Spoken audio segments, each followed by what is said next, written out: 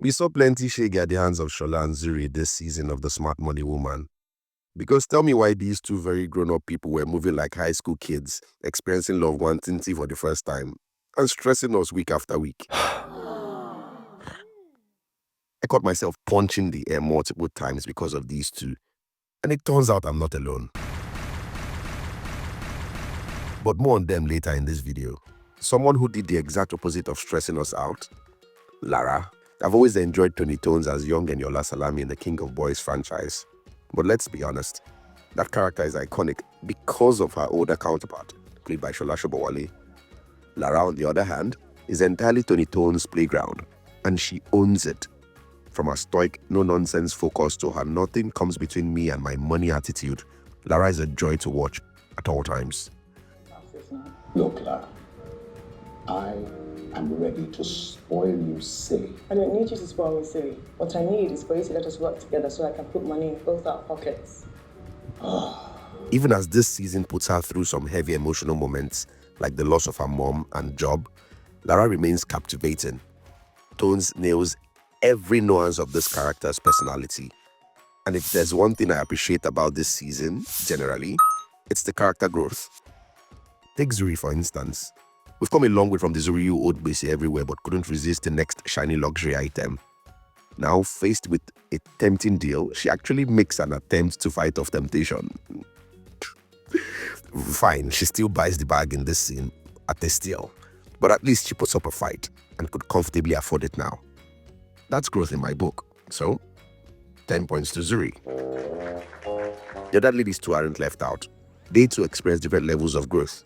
Take Adesuwa, for example. After separating from Soji's serial cheating ass, she takes it a step further to divorce him. It's one thing to nurse silent hopes that things might still magically work between them because of the sake of SJ, their son. But when Soji's recklessness endangers SJ's life, all bets are off.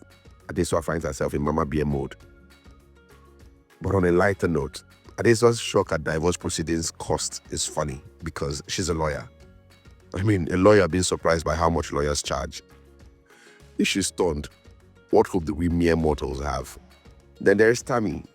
Her arc took us through family drama and romance. Her wealthy dad dismissed her fashion dreams and efforts until that one scene where she appeared on TV, speaking confidently, knowledgeably about her niche to the acclaim of everybody. Then in typical Nigerian father mode, he starts to call his friends and brag about his daughter and how awesome she's always been. Typical. On the relationship front, she and Bobby seems to be going stronger this season.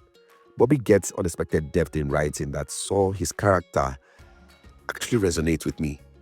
I actually enjoyed what they did with him this season in terms of just him as a person, showing a deeper side to him as against the surface Bobby declaring drinks for everybody that we've come to know and to an extent love.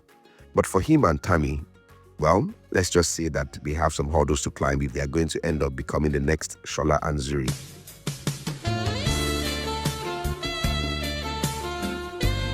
There's potential there, but they are not yet at the ride or die level yet. So let's see what future seasons will bring. But before we talk about potential future seasons, let's circle back to Tsola and Zuri because those two had us punching the air, like I said. If you thought their whirlwind romance from season 1 would mature into something more stable, well, the Smart Money Woman season 2 said not so fast.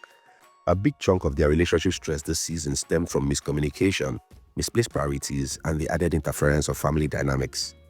Zuri's mom in particular became a surprising catalyst for chaos.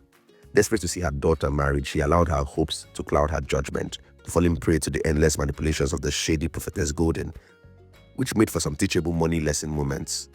Watching Zuri's mom be fleeced week after week was frustrating, but it also highlighted a real societal issue, the pressure on women to marry, often at any cost. Zuri, caught in the middle, was understandably mortified, but oddly passive about confronting her mom or shutting down Prophetess Golden sooner. For the next season, this needs to happen in a grand way. Knowing Zuri and how she hates confrontation, I'm hoping Lara gets to be the one to do the honors on behalf of her friend. But back to Zuri and Tsola. Zuri wasn't exactly making things easier for herself. She kept unnecessary secrets from Tsola, driven by a fear of how he might react. And while we could empathize with her, our concerns often felt misplaced. When Tsola inevitably found out about what she'd been hiding, which was how closely she was working with her ex's family to secure a deal which was very important to her and had her job on the lifeline. His reaction was over the top. Instead of hashing things with her, he chose to disgrace her, refuse forgiveness even after multiple heartfelt apologies, and promptly moving on with another woman. This wasn't the behavior of the mature, loving Tsola we thought we knew. And yet, the plot thickened. The tables turned dramatically when Tsola spotted Zuri with another man at a public event.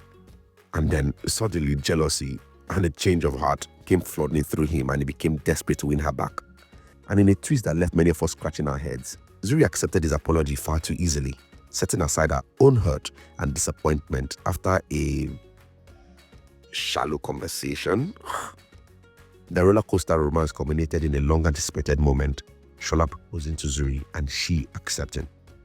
Now, while Zuri's dream of an engagement was finally realized, the proposal also felt like the show doubling down on some questionable stereotypes about relationships. Varied versions of the question, should women always aspire to marriage as the ultimate goal, even when the path there is riddled with red flags, came flooding through the mind. This narrative choice left us pondering whether Zuri and Shola's relationship was being romanticized at the expense of healthier depictions of love. But maybe we are just overthinking it. So, and speaking of another season, what are the odds of a season 3? Honestly, they're looking slimmer than the chances of a season 2 after season 1 ended. A quick refresher. The Smart Money Woman began as a best-selling book by Arashe Ugo in 2016. The book's blend of financial literacy and entertaining storytelling resonated deeply, and real-life Smart Money Woman Arashe adapted it into a TV series, which premiered on African Magic in 2020, before finding wider success with the condensed Netflix version in 2021. Season 2, however, skipped traditional platforms, debuting on YouTube instead, and that's a bold move, but it raises questions about the show's financial future. Before we see another season, Arashe likely needs to recoup her investment and satisfy her backers. But hey, never say never. So what's the consensus? Season 2 of The Smart Money Woman achieves what it set out to do, blending entertainment with education. It respects its audience while staying true to its roots. Sure, there are flaws, some uneven acting, rushed storylines, and those jarring ad placements, but the show has heart.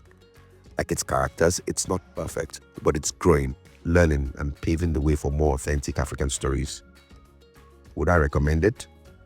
Absolutely. Grab your popcorn and your budgeting app, or your notepad is enough, and binge away. What did you think of season 2 of The Smart Money Woman? Did Zuri, Tami, Lara, and Adesuwa's journeys inspire you to rethink your finances? Or were you just there for the drama? Let's know in the comments below. Don't forget to like, subscribe, and hit that notification bell so you don't miss out on our next review. Stay smart and keep watching. See you in the next video.